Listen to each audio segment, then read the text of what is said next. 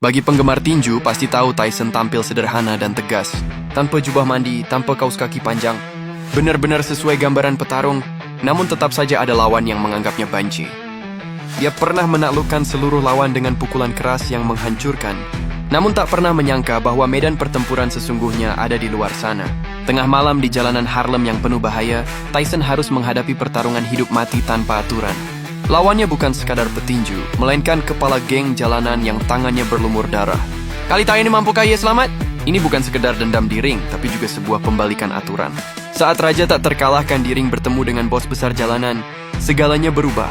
Ketika panggung olahraga bergengsi merambah ke jurang hukum rimba. Siapa sebenarnya pemenang di dua medan ini? Di video ini aku akan membawamu kembali ke era tanpa hukum mengungkap rivalitas legendaris antara Tyson dan bos geng Mitch Green. Pertarungan yang membakar dari ring tinju hingga ke jalanan. Ini adalah kisah tentang kehormatan, harga diri, dan dendam abadi yang tak pernah padam. Kita mundur ke pertengahan era 1980-an, masa kejayaan sang monster Tyson. Ia seperti mesin penggiling daging yang tak pernah berhenti meninggalkan kehancuran di setiap langkahnya. Di usia 19 tahun, ia menyapu bersih kelas berat dengan kekuatan yang luar biasa. Hingga Maret 1986, Tyson bagaikan badai hitam yang melanda dunia. Mencetak kemenangan demi kemenangan dengan sempurna yang membuat dunia bergetar. Ia membukukan 19 kemenangan beruntun, semuanya dengan KO. Bahkan jeda antar pertandingan kadang tak sampai 2 minggu. Efisiensinya yang mematikan dan gaya brutalnya membuat semua orang segan. Banyak yang menganggap Tyson seperti utusan langit untuk mendefinisikan ulang estetika kekerasan. Setiap pukulannya diiringi pemandangan lawan yang ambruk dalam keputusasaan. Setelah mengko Steve Zuski, tak sampai 2 bulan kemudian, Tyson mengalami kejutan yang tak pernah ia duga. Untuk pertama kalinya di karier profesionalnya, ia harus bertarung hingga 10 ronde penuh. Lawannya adalah James Tillis, petinju berpengalaman yang kalah dengan keputusan mutlak, namun menjadi satu-satunya pria yang berhasil bertahan sampai bel akhir di tengah gempuran buas Tyson.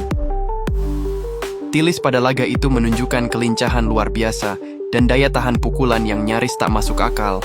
Meski Tyson berkali-kali memojokkannya, menghujaninya dengan kombinasi pukulan secepat badai dan sekeras palu godam, nyaris menenggelamkannya dalam serangan tanpa henti.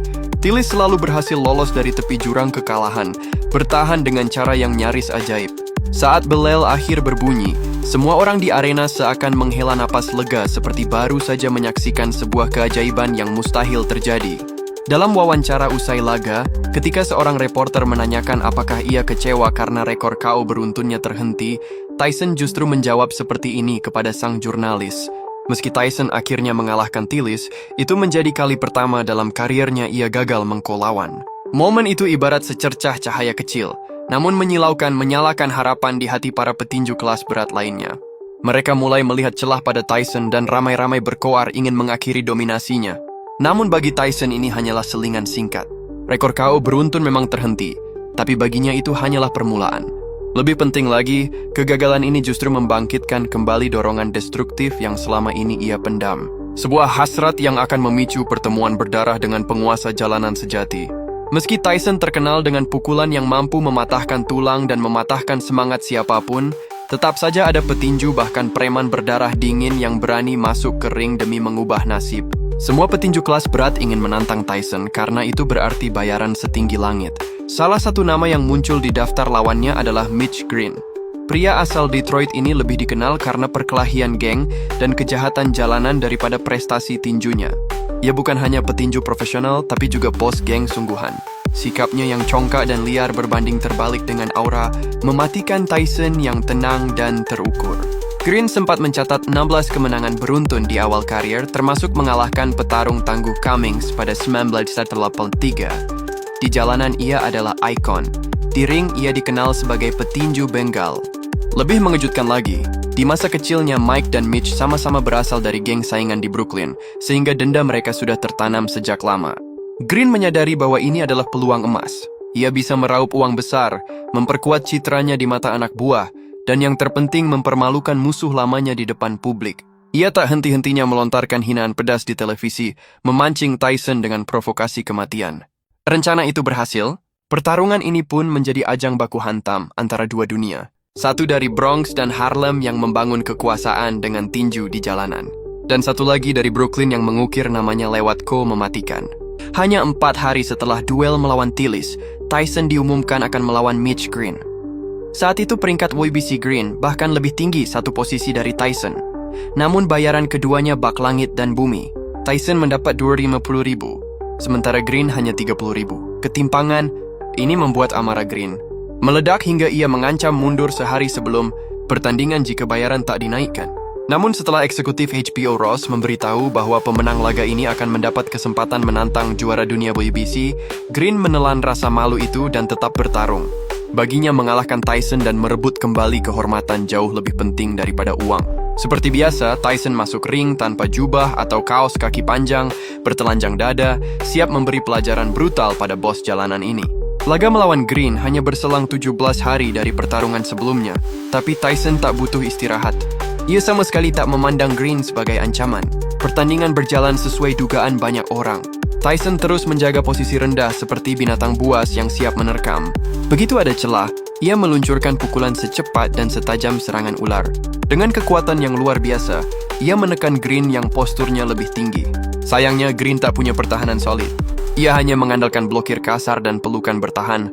Ia tampak seperti hewan liar yang terjebak dalam kandang, mencoba bertahan dengan cara paling primitif dan canggung melawan mesin tempur presisi bernama Mike Tyson. Green mengerahkan seluruh tenaganya untuk mencoba melukai Tyson terus-menerus menggunakan taktik pelukan rapat yang nyari aris. Kasar berusaha meredam daya hancur pukulan Tyson. Ia tahu sekali, saja terkena kombinasi kas Tyson di titik vital, pertarungan akan langsung berakhir, dan itu berarti kehormatannya runtuh di depan anak buahnya. Sementara itu, Tyson terus menekan tanpa henti. Setiap langkahnya bagaikan tank yang melindas apa saja di depannya, memaksa Green mundur ke sudut ring. Begitu ada ruang, Tyson menghujani lawannya dengan badai pukulan, hook kiri kanan, lalu uppercut mematikan disertai suara benturan tulang yang berat dan teriakan kagum bercampur ngeri dari penonton. Tyson benar-benar menunjukkan dominasinya di pertandingan itu. Ia menikmati setiap menit duel, bahkan sesekali sengaja memprovokasi musuh lamanya ini. Permainan seperti kucing mengejar tikus itu membuat emosi Green yang memang sudah meledak-ledak nyaris tak terkendali. Salah satu momen paling ikonik pun terekam selamanya. Tyson menatap tajam Green yang terdesak di sudut ring seperti pemangsa yang tengah mempermainkan buruannya. Di matanya terpantul kilatan dingin dan kejam seolah berkata, "Kau hanyalah mainan bagiku." Meski Tyson hampir sepanjang laga menguasai jalannya pertarungan dan membuat Green kewalahan serta tak berdaya, ia tetap gagal menjatuhkannya. Green, si keras kepala dari jalanan, menunjukkan ketahanan pukulan yang luar biasa dan kegigihan yang nyaris nekat. Wajahnya berlumuran darah, langkahnya terus terdesak mundur. Namun ia tak berhenti melakukan pelukan, bergulat, dan memakai segala cara kotor untuk bertahan. Bahkan di satu momen, Green sempat melancarkan ronde terbaiknya sepanjang pertandingan, memberi Tyson sedikit kerepotan.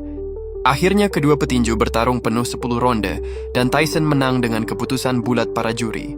Meski demikian, dendam di antara keduanya belum berakhir, bahkan menanamkan bibit konflik paling mematikan untuk masa depan. Green yang kalah tak bisa menerima hasil itu. Ia tetap yakin dirinya lebih kuat daripada Tyson dan merasa tak adil jika Tyson mendapat bayaran tinggi. Benih kebencian itu terus membara di hatinya. Hingga akhirnya pada pukul 12 pagi di jalanan Harlem, dendam itu meledak memicu pertarungan kedua mereka di jalanan. Itu adalah perkelahian singkat namun brutal. 2 tahun kemudian Tyson sudah menjadi juara kelas berat yang tak terbantahkan, penguasa puncak dunia tinju. Sementara Green tetap memainkan perannya sebagai bos geng di jalanan, menimbun amarah dan kebenciannya. Pada suatu dini hari di Agustus 1988 di Harlem, suasana dipenuhi ketegangan dan bahaya khas tengah malam. Tyson sedang mengambil jaket kulit putih seharga $50 di toko Dapper. Dan ketika seorang anak buah Green melihatnya, anak buah itu segera memberi kabar pada Green. Mengetahui Tyson hadir, Green bertelanjang dada seperti binatang buas yang marah, menerobos masuk ke toko dan menyerang Tyson dengan kata-kata penuh kebencian. Ia melontarkan hinaan paling kejam dan tak pantas. Tatapannya penuh dengan kebencian dan provokasi. Green yang sudah terbakar amarah menginginkan pertarungan kedua yang menguntungkan, kesempatan membuktikan dirinya lagi di ring. Namun Tyson tak memberinya kesempatan itu sehingga Green datang dengan marah untuk menuntut penjelasan. Sebagai anggota geng paling terkenal di New York, bahkan penguasa wilayah Harlem, Green merasa kehadiran Tyson orang luar di wilayahnya tengah malam adalah pelanggaran yang tak bisa diterima. Tantangan terbuka terhadap otoritasnya. Jika ia tidak bertindak, ia akan kehilangan muka dan reputasinya sebagai bos jalanan yang susah payah dibangun. Saat itu Tyson baru saja keluar dari klub malam dan minum sedikit alkohol, tapi pikirannya tetap sangat jernih. Dia tak ingin konflik ini merusak citranya sebagai juara dunia atau mempengaruhi sponsor besar di belakangnya. Namun agresivitas Green membakar amarah terakhir Tyson, memicu pertarungan jalanan yang brutal dan berdarah. Green menarik pakaian Tyson sambil melontarkan kata-kata kasar dan hinaan. Tyson berusaha tak lama-lama tinggal di situ. Dan saat ia naik Rolls-Royce untuk pergi, Green yang sudah kehilangan kendali merusak kaca spion mobilnya. Ini memicu kemarahan Tyson sepenuhnya. Setelah turun dari mobil, ia melancarkan serangan dahsyat ke Green, bahkan menggunakan tendangan ala Bruce Lee. Akhirnya satu pukulan Tyson menghantam Green dengan keras membuat kepala lawannya terbentur lantai beton. Bos jalanan itu seakan masuk ke alam mimpi. Tyson sendiri mengaku sempat mengira telah membunuh Green lalu kabur dengan mobilnya dalam kepanikan. Keesokan harinya ketika membaca berita di koran bahwa mata Green cedera parah, Tyson merasa lega karena tahu lawannya masih hidup. Green didiagnosis patah tulang hidung dan rusuk. Mata kirinya sempat kehilangan penglihatan dan ada bekas jahitan di antara kedua matanya. Tyson juga tak luput dari cedera, tulang telapak tangan kanannya retak ringan. Harga dari pertarungan jalanan ini bahkan mempengaruhi jadwal pertarungannya berikutnya. Sehingga duel mempertahankan gelar melawan petinju Inggris, Bruno harus ditunda hingga tahun berikutnya. 9 tahun kemudian, Green menggugat Tyson senilai 23 juta. Namun pengadilan menilai cedera Green hanya bernilai 100.000 dan ia menanggung 55% tanggung jawab. Tyson akhirnya hanya membayar 45.000. Meski begitu, Green keluar dari pengadilan sambil berteriak, "Aku menang, aku memukulnya." Sebuah bentuk kepuasan diri yang nyaris obsesif dan lucu. Green tak pernah mengalahkan Tyson di ring maupun di jalanan. Meski menjadi antagonis tragis di zamannya, ia meninggalkan jejak tak terhapuskan dalam karir gemilang dan kontroversial Tyson. Patah tulang tangan akibat benturan hidung Green dan cedera Green sendiri menjadi momen paling berkesan dalam karirnya. Konflik ini bukan sekadar dendam pribadi, tapi juga cerminan masa-masa liar dan brutal tinju primitif yang penuh risiko dan ketegangan.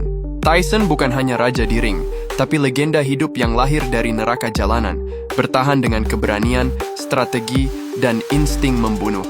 Hidupnya sendiri bagaikan film epik yang dipenuhi liku, kontradiksi, dan ketegangan tak berujung. Kalau orang biasa bertemu tahun di jalanan, kira-kira berapa detik mereka bisa bertahan di bawah pukulannya yang mematikan? Akhirnya kedua petinju bertarung penuh 10 ronde, dan Tyson menang dengan keputusan bulat para juri.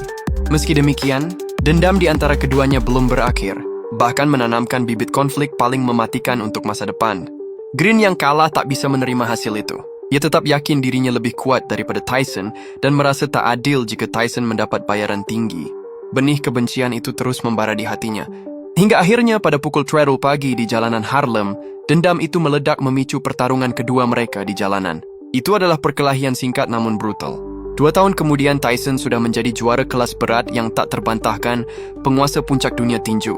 Sementara Green tetap memainkan perannya sebagai bos geng di jalanan menimbun amarah dan kebenciannya. Pada suatu dini hari di Agustus 1988 di Harlem, suasana dipenuhi ketegangan dan bahaya khas tengah malam. Tyson sedang mengambil jaket kulit putih seharga $50 di toko dapur. Dan ketika seorang anak buah Green melihatnya, anak buah itu segera memberi kabar pada Green. Mengetahui Tyson hadir, Green bertelanjang dada seperti binatang buas yang marah, menerobos masuk ke toko dan menyerang Tyson dengan kata-kata penuh kebencian. Ia melontarkan hinaan paling kejam dan tak pantas. Tatapannya penuh dengan kebencian dan provokasi. Green yang sudah terbakar amarah menginginkan pertarungan kedua yang menguntungkan, kesempatan membuktikan dirinya lagi di ring. Namun Tyson tak memberinya kesempatan itu sehingga Green datang dengan marah untuk menuntut penjelasan. Sebagai anggota geng paling terkenal di New York, bahkan penguasa wilayah Harlem, Green merasa kehadiran Tyson orang luar di wilayahnya tengah malam adalah pelanggaran yang tak bisa diterima. Tantangan terbuka terhadap otoritasnya. Jika ia tidak bertindak, ia akan kehilangan muka dan reputasinya sebagai bos jalanan yang susah payah dibangun. Saat itu Tyson baru saja keluar dari klub malam dan minum sedikit alkohol, tapi pikirannya tetap sangat jernih. Dia tak ingin konflik ini merusak citranya sebagai juara dunia atau mempengaruhi sponsor besar di belakangnya. Namun agresivitas Green membakar amarah terakhir Tyson, memicu pertarungan jalanan yang brutal dan berdarah. Green menarik pakaian Tyson sambil melontarkan kata-kata kasar dan hinaan. Tyson berusaha tak lama-lama tinggal di situ. Dan saat ia naik Rolls-Royce untuk pergi, Green yang sudah kehilangan kendali merusak kaca spion mobilnya. Ini memicu kemarahan Tyson sepenuhnya. Setelah turun dari mobil, ia melancarkan serangan dahsyat ke Green, bahkan menggunakan tendangan ala Bruce Lee. Akhirnya satu pukulan Tyson menghantam Green dengan keras membuat kepala lawannya terbentur lantai beton. Bos jalanan itu seakan masuk ke alam mimpi. Tyson sendiri mengaku sempat mengira telah membunuh Green lalu kabur dengan mobilnya dalam kepanikan. Keesokan harinya ketika membaca berita di koran bahwa mata Green cedera parah, Tyson merasa lega karena tahu lawannya masih hidup. Green didiagnosis patah tulang hidung dan rusuk. Mata kirinya sempat kehilangan penglihatan dan ada bekas jahitan di antara kedua matanya. Tyson juga tak luput dari cedera, tulang telapak tangan kanannya retak ringan. Harga dari pertarungan jalanan ini bahkan mempengaruhi jadwal pertarungannya berikutnya. Sehingga duel mempertahankan gelar melawan petinju Inggris, Bruno harus ditunda hingga tahun berikutnya. 9 tahun kemudian, Green menggugat Tyson senilai 23 juta. Namun pengadilan menilai cedera Green hanya bernilai 100.000 dan ia menanggung 55% tanggung jawab. Tyson akhirnya hanya membayar 45.000. Meski begitu, Green keluar dari pengadilan sambil berteriak, "Aku menang, aku memukulnya." Sebuah bentuk kepuasan diri yang nyaris obsesif dan lucu. Green tak pernah mengalahkan Tyson di ring maupun di jalanan. Meski menjadi antagonis tragis di zamannya, ia meninggalkan jejak tak terhapuskan dalam karir gemilang dan kontroversial Tyson. Patah tulang tangan akibat benturan hidung Green dan cedera Green sendiri menjadi momen paling berkesan dalam karirnya. Konflik ini bukan sekadar dendam pribadi, tapi juga cerminan masa-masa liar dan brutal tinju primitif yang penuh risiko dan ketegangan. Tyson bukan hanya raja di ring, tapi legenda hidup yang lahir dari neraka jalanan, bertahan dengan keberanian, strategi, dan insting membunuh. Hidupnya sendiri bagaikan film epik yang dipenuhi liku, kontradiksi, dan ketegangan tak berujung. Kalau orang biasa bertemu tahun di jalanan, kira-kira berapa detik mereka bisa bertahan di bawah pukulannya yang mematikan?